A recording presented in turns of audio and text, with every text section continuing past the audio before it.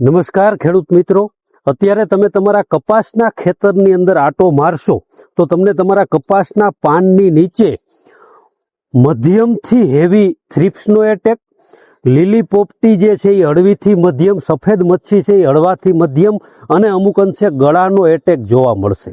તો આ બધી જ જીવાત જે છે એનું સહિયારું નિયંત્રણ થાય એ પ્રમાણેનું તમારે આયોજન કરવાનું છે.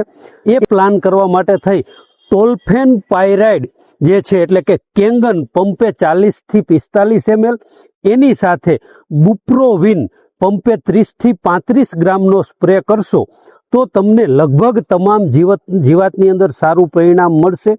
જો કોઈ ખેડૂતને થ્રિપ્સનો અતિશય વધારે એટેક હોય તો એવા ખેડૂતોએ સ્પિનોટેરામ એટલે કે ડેલિગેટ પંપે 12 થી 15 ml પ્રમાણે, અથવા તો સિનવા અથવા તો ગ્રાસિયા જે છે એ પંપે 15 ml પ્રમાણે છંટકાવ કરવાનો છે. એની સાથે સફેદ મચ્છી જે છે એના માટેની એસિટામાપ્રાઇડ દવા જે છે અથવા તો ડાયફેન્થ્યુરોન જે દવા છે એનો ઉપયોગ કરવામાં આવશે તો તમને એક જ ઝાટકે કપાસની અંદર સારામાં સારું પરિણામ મળશે.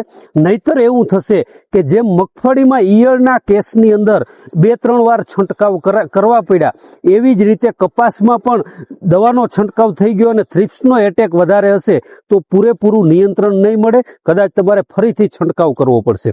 તો આ પરિસ્થિતિને ખાસ ધ્યાનમાં લઈ જે તે જગ્યાએથી તમે દવાની ખરીદી કરતા હોય ત્યાંના સર્વિસ સેન્ટર વાળા સાથે વ્યવસ્થિત ચર્ચા કરી અને તમારે તમારા કપાસના છંટકાવનું આયોજન કરવાનું છે. આભાર.